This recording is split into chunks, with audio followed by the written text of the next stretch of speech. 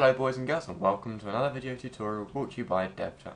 In this video tutorial I'll be showing you how to create my logo, or a similar looking logo. Don't use my logo exactly, that's not very nice, is it? Sort of down here in this corner you can see the overlay somewhere, just there I think it will be. A little bit bigger version to view. Whoops. Oh dear. Oi, don't do that. Right.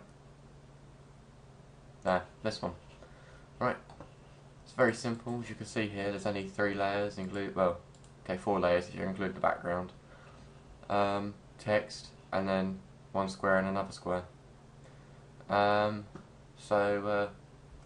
Let's get started. If you go to File and go to New, I'm going to create my document. This one's 600 by 600, so I'm going to keep it that. Keep all the other values the same. Because I like it, I'm going to change the background colour to black.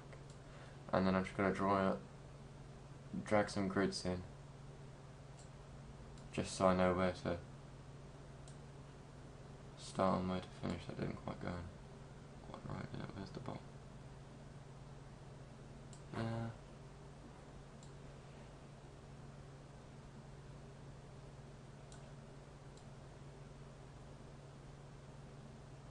Right, there you go.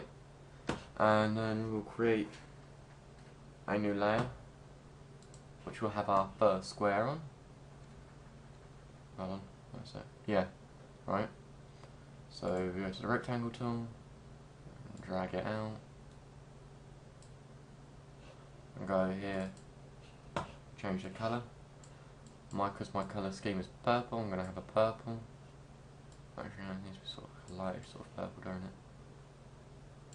You will be editing these colours in a minute, so don't get too worried about what colour's what. So I'll have that kind of colour. And then I'm going to go up to the polygon lasso and join from this end to this point, to that point, to that point. And I'm going to hit the hue and saturate, open the hue and saturation tools by first, hold on, where's that? You probably can't see that. No. Anyway, it's just here, if you can just see rasterize, that's the layer on the end there. Let's do that. Then hit Control U, Command or Control U if you're on the Mac, all the rest of it. And then take down this, it's not set, the lightness. Take the saturation back up. So I'm going to keep the saturation the same. And drop the lightness by about 30. So you've gone minus 30, maybe a little bit more actually, 35, yeah, 35. Then we'll duplicate the first layer, and I don't care what it's called. Go to the move tool, hit Control T, and just make it just a teeny tiny bit smaller. Hit enter. Well, we've got 2 copies. Get rid of one. Double click on the layer to bring up the layer style and come down to gradient overlay.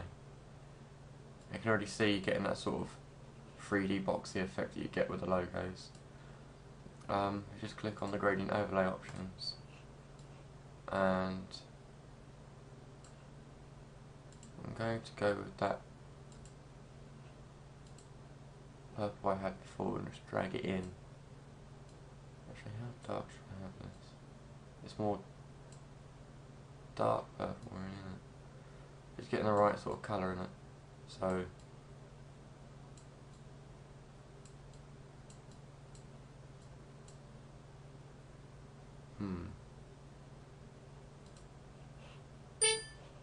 let's go, okay, and move over to this.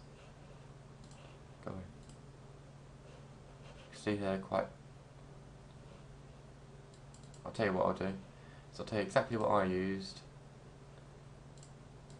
colour wise. So you can see that the hex code is 5B 4662 for the first colour, and that's location is left 19, and the other one is BF 90C5. Now I'm going to save that. No, wrong one. annoying, so I can use that in a minute. Just move over to here, and double click on there, hit gradient overlay again, onto the options, here, that one. Okay, okay. That's literally all we have to do for that bit.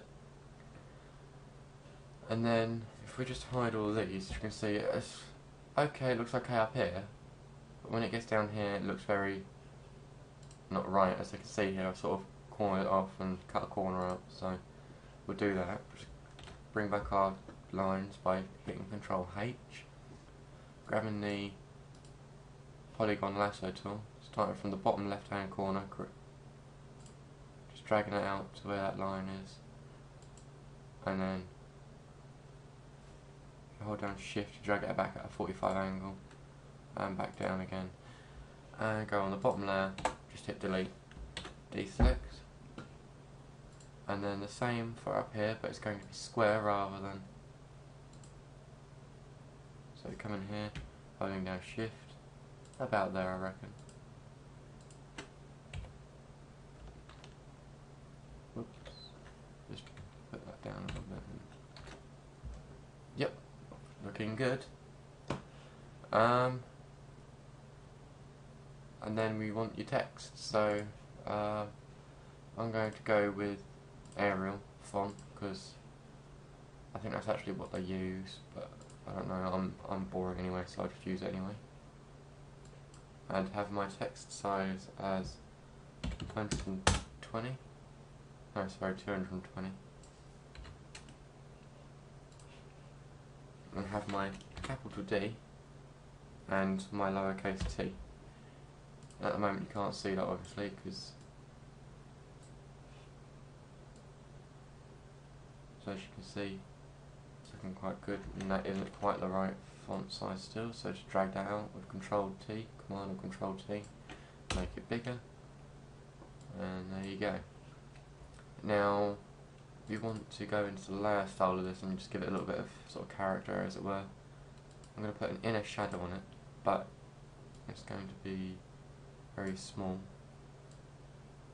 It's going to be just off of it, and the choke is going to be 0 and the size 10-ish, and the contour is going to be like that curvy one. So from then on we'll go down to the gradient overlay rather, and I'm going to apply the same gradient, but I'm just going to lighten these colours. So this one I'll just maybe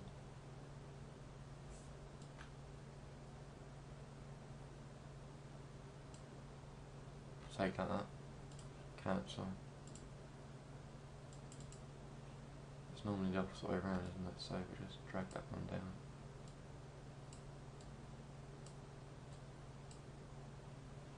Okay. Okay, that doesn't look as good as my other one for some reason. I think I messed around with the gradients a lot more. I'm not happy with that gradient. Maybe a little bit darker here.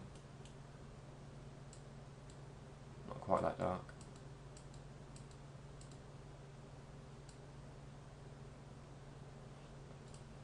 And a bit.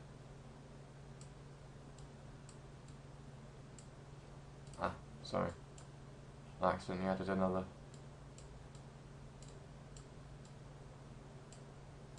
How many times? Oh, that's right, that's better.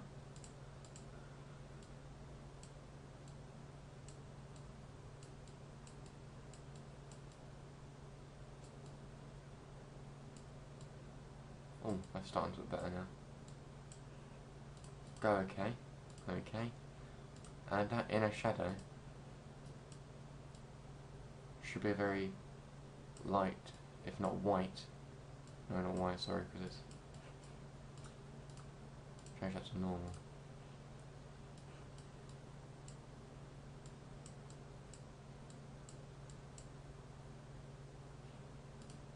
Okay, opacity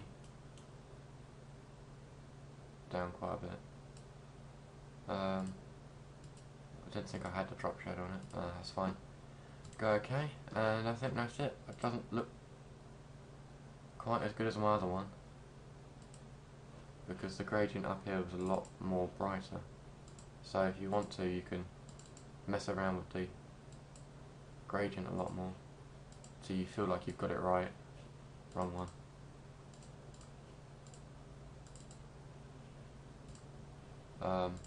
Like, drag that right up, white, okay, and that inner shadow was a lot more defined and smaller, so I think that's starting to look better already.